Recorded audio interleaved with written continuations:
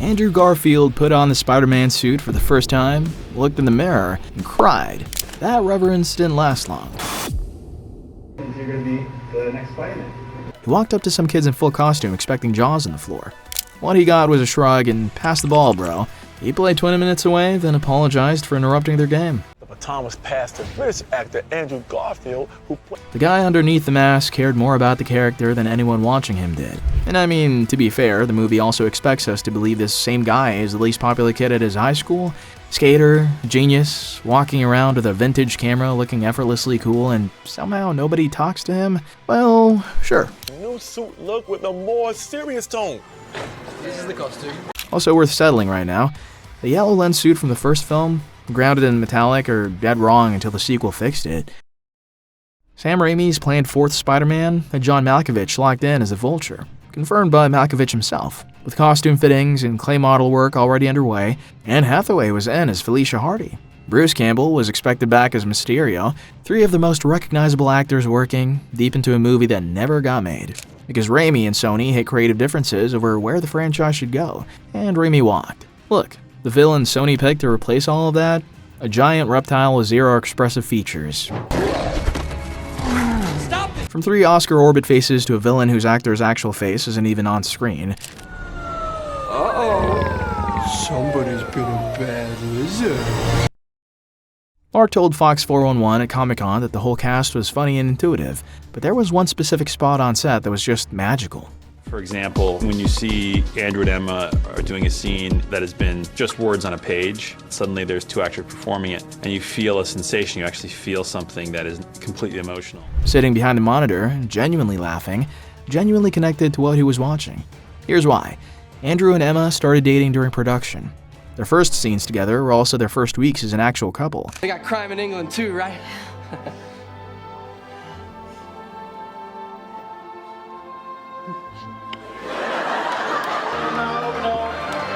The pauses that linger a beat too long, the way Andrew laughs at something Emma says and catches himself mid-take, all of it real.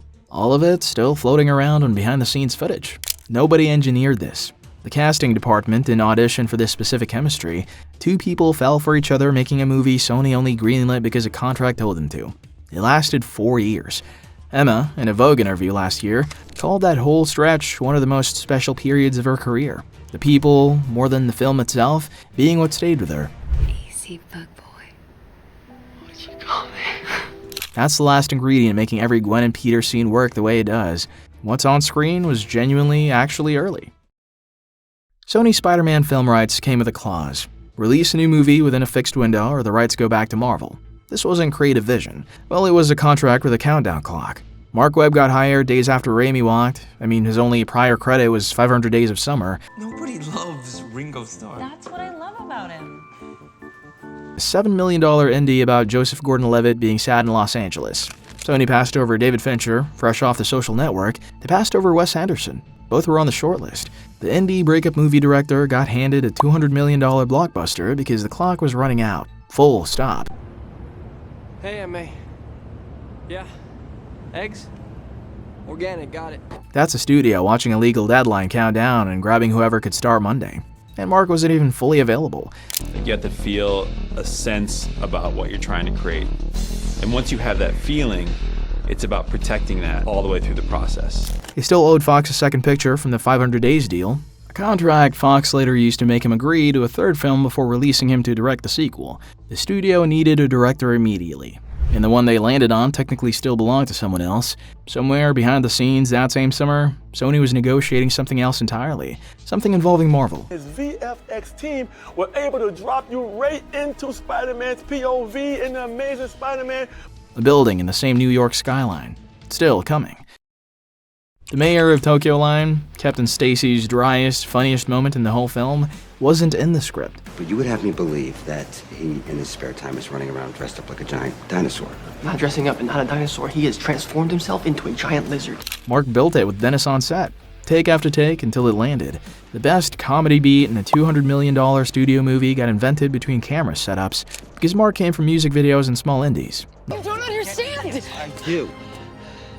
Your boyfriend is a man of many masks. I get it. Not the franchise director instinct to protect every scripted word. This film was marketed as the Untold story. Built around a mystery involving Peter's missing parents, heavy trailer hints that Richard Parker engineered the spider bite to work on his son's specific DNA. That was supposed to be the spine of the movie. 10 years later. Test audiences didn't respond, Sony cut the arc down hard, and what survived in the final film are loose threads gesturing at a bigger conspiracy that never pays off. Watch closely, and the wreckage of that cut arc is still visible. Norman Osborn's face kept deliberately in shadow on the Oscorp welcome screen, background files referencing a missing father Peter never gets real answers about. All of it was built to pay off in a sequel or two that never happened. Engineered from genetically enhanced spiders, Oscorp's biocable tensile strength is unparalleled. We're just beginning to understand all the potential industrial applications. Anyone who finished this film feeling like the parents' subplot just stops mid-sentence wasn't imagining it. Marketing built an entire campaign around the Untold story, and somewhere in a test screening room, the story quietly stayed untold on purpose. There's also a scene that got cut entirely. A real date, filmed, that almost nobody knows exists. We'll get there. The scene where Gwen keeps Peter waiting instead of letting her dad see him, the specific, mildly embarrassed detail that makes it feel like actual teenage life instead of movie teenage life, wasn't scripted that way. Emma changed it. No, Dad, I do not want Coco. Honestly, I'm 17 years old. Confirmed by Marc in a Time interview, the most naturalistic beat in the whole film exists because an actress trusted her own instinct over the page. Same story as Denis 2 facts ago. The version people actually remember is rarely the one that was written down first. 2 months before The Amazing Spider-Man opened, Tobey sat down and interviewed Andrew for V-Man magazine. On the record, publicly, Tobey said hearing it was Andrew felt exactly right to him. The guy whose iconic franchise had just been handed off to a reboot went out of his way to publicly champion the person taking the mantle. Not a leaked comment through a reporter. A real, published conversation. It reads differently now because years later the two of them shared a screen in No Way Home. Hey, wait, whoa.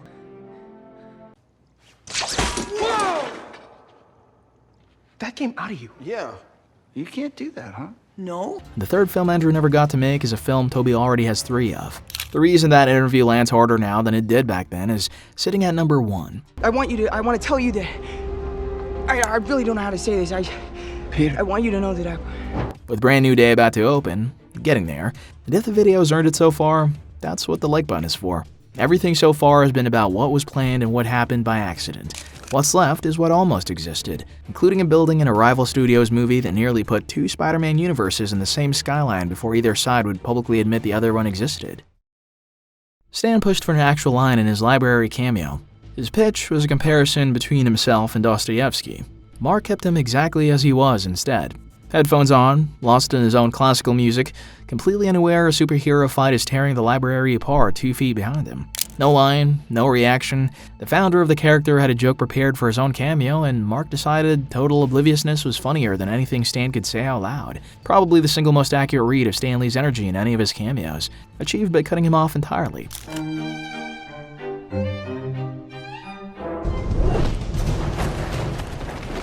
That instinct for finding the moment instead of writing it shows up everywhere in this film.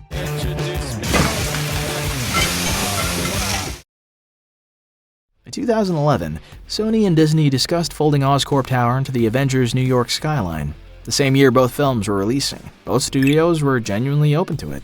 It fell apart because the Avengers skyline had already finished rendering before Oscorp Tower's design was locked. What have I to fear? The Avengers. That's what we call ourselves. Big man in a suit of armor. Take that off, what are you? Genius, billionaire, playboy, philanthropist.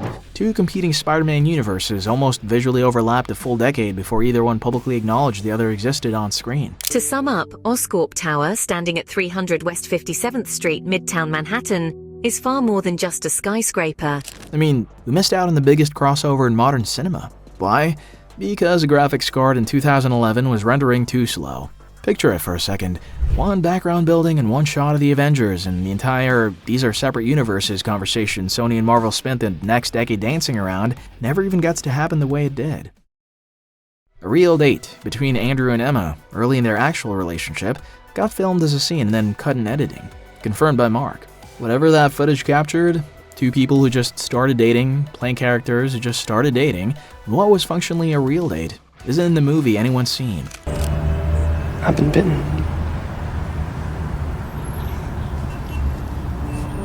So have I. Every Gwen and Peter scene that survived is the version Sony decided to keep. The most real thing they ever filmed together is sitting somewhere, unreleased, permanently. David Fincher, fresh off The Social Network, was on the shortlist. So was Wes Anderson, two of the most distinct filmmakers working. Both passed over, with Sony never going beyond vague language about chemistry with the material. Picture the alternate versions. You have to allow for moments of inspiration along the way. And if you can maximize and capitalize those moments, you're in a much better position to create a piece of art that feels exciting. Peter Parker investigating a murder in a rain-soaked alley while Trent Reznor scores it moodily in the background. Or a Wes Anderson cut where Peter wears a yellow corduroy suit and the Green Goblin shows up as Bill Murray in a perfectly symmetrical living room. Sony looked at both of those universes and picked the guy who'd made a small romantic comedy instead.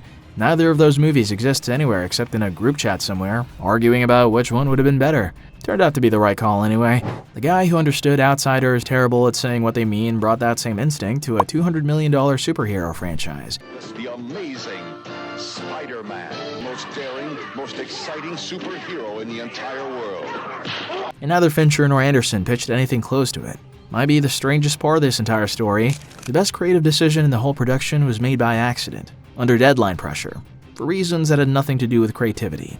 Anyone actually planning to rewatch Brand New Day should watch this one again first. It plays differently once every piece above is sitting in the back of your head. What's left isn't a secret anymore. It's the part people actually rewatch this franchise for. A fan asked him directly in a GQ interview if The Amazing Spider-Man 3 was secretly happening. Andrew's answer, it's not happening, and I don't believe it ever will, but sweet of you to want it to happen. No tease, just done. Sweet of you to want it to happen. Posted. Will Tobey and Andrew Garfield Spider-Man be in Avengers Doomsday as well? Though if No Way Home taught anyone anything, it's that Andrew spent months denying a Marvel role before, so file this one away and revisit it in a few years if you want. The first film landed at 71% on Rotten Tomatoes. The sequel dropped to 50%, and that gap is basically the whole reason a third one ever got greenlit in the first place. No one seems to grasp the concept of the mask. Not creative exhaustion, just a studio watching the numbers slide and pulling the plug. Tobey completed his trilogy. Tom's on his fourth solo film. Andrew made two. Watched a fan campaign run for years, got a 20-minute cameo inside somebody else's movie, and now has a door that's permanently shut. I got rageful. I just don't want you to end up like me. He's the only Spider-Man who never got to finish his own story on his own terms. Gwen Stacy dies in the second film of a franchise that never got a third. Not after a full trilogy building toward it, in the middle, with nothing after. With the comics, that death happens in the bridge. The film moves it to a clock tower instead. I couldn't save her. I'm never gonna be able to forgive myself for that. But keeps the bridge visible in the background of an earlier scene as a quiet warning nobody clocks the first time through. The kind of detail that only means anything in a rewatch once you already know how this ends. Hey. Hi. How's it going? Where are you headed? Monday, B-track. Oh, it's Thursday. Andrew's Peter never gets to rebuild. He gets the loss and no chance to show what comes next. Every other actor who's played this role got 3 films and some kind of landing. Tobey got Mary Jane, Tom's getting a whole new saga, Andrew got The Fall, the fan base that never let go, and 20 minutes inside somebody else's ending. Yeah, I'm okay. Are you okay? Tom's Peter Parker starts his 4th solo film with nobody remembering who he is. No friends, no Ned, no MJ, starting completely from zero by design, because of what happened in No Way Home. Peter Parker? Peter Parker? It's the most resourced, most continued version of this character to ever exist on screen. Backed by a studio that's never once been forced to walk away from him mid-story. Andrew made 2 films. He cried the first time he put on the suit. He fell in love making it. He got humbled by kids in Chinatown who just wanted to play basketball and could not have cared less that he was Spider-Man. He played a boy who lost everything and never got the chance to show how he came back from it. Amazing Spider-Man series. I love those movies. 2 movies. One unfinished arc and a fan base that spent over a decade refusing to let that unfinished feeling turn into forgetting. All these souls, lost and alone, I can save them. I can cure them. There's no need to stop me, Peter. Brand New Day is where Spider-Man is going next. The Amazing Spider-Man is the one that got left behind in the way there. Watch Brand New Day, then come back and watch this one again. They're very different things, and right now, with one of them about to open, it's worth remembering exactly what the other one was. Did Sony genuinely ruin Andrew's run, or are these 2 movies better than people give them credit for? Then came The Amazing Spider-Man, which debuted a new suit look with a more serious tone. This is the costume. Still not taking the picture. He's got you on his computer. How did you get out there? And speaking of franchises that were hijacked by chaotic studio politics, wait until you hear what happened when a 31-year-old James Cameron walked onto a British soundstage to direct Aliens. The crew literally mutinied, Border Control seized a suitcase full of combat knives, and one actor managed to stay in the final cut despite getting arrested mid-filming. Our full breakdown of the absolute madness behind Aliens is right here. How's the other guy look? Come on, I know a right cross when I see one. Don't make promises you can't keep, Mr. Parker. Yeah, but those are the best kind. Let's begin on page 1.